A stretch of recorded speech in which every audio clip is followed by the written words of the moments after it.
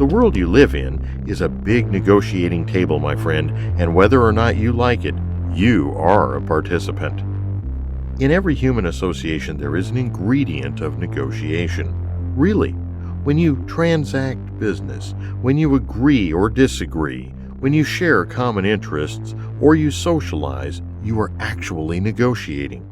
Every day, families, neighbors, couples, employees, bosses, businesses, consumers, salesmen, lawyers, and the nation face the dilemma of getting a yes as an answer from the other party without entering into conflicts or a war. Whenever you attempt to reconcile differences, manage conflict, resolve disputes, establish or adjust relationships, you are playing the negotiation game. When you think about negotiation, the types of negotiation, the way people negotiate, there are primarily two types.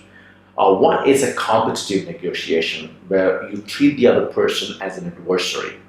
And then there is a cooperative or a collaborative process of negotiation. When preparing for a negotiation, or after it has begun, don't just ask, what do they want? It is also imperative to ask, why do they want it? It is equally important, and often more difficult, to ask yourself the same question. Many successful negotiators find themselves gaining when they focus on understanding their own interests as they commence discussions. Negotiation, especially in a bitter dispute, feelings are more important than talks. When emotions run high, the negotiation process reaches an impasse. Therefore, understand the emotions of both parties and analyze them. In most negotiations, there are 4 major obstacles. 1. Premature judgment of the other party. 2. Searching for a single answer when there are various options available. 3. The prefixed assumption of a resolution. And 4. Thinking that the responsibility of solving the problem does not rest with us, but with the other party. To overcome this mental block, it would be best to think of several possible solutions. Using analysis as a tool, you gather information. You will consider problems, interests, differences, and emotions of both parties.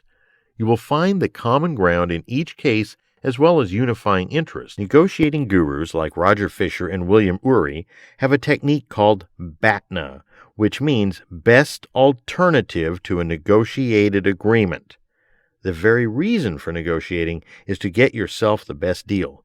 To put it in a nutshell, negotiation as a process has 3 dimensions. First, it is an educational process. It enlightens the other side about your team's concerns, perceptions, and aspirations. Second, negotiation is a problem-solving process. Inevitably, the parties involved have different perceptions and perspectives that must be reconciled if they have to progress toward a solution. Third, negotiation is an interdependent process. While drafting a proposal, bear in mind that the ultimate outcome of the agreement should be fair and just and should satisfy both parties' requirements.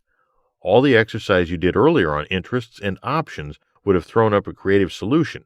Very important thing in negotiation. When you're in the discussion stage, try not to give surprises. Try not to give surprises, especially the unpleasant surprises during the discussion phase. Oh, we never thought about that. Oh, you never mentioned that. Why are you bringing this up right now? Those could become a kind of a block for people to continue the dialogue. Mastery in negotiation, my friend, aside from adequate training, is essentially a matter of sensitivity and correct timing. The mature negotiator will have an understanding of the cooperative pattern. He will try to achieve agreement and will remember that in a successful negotiation, everyone wins more. And if this is the case, why shoot it out when we can still talk it out?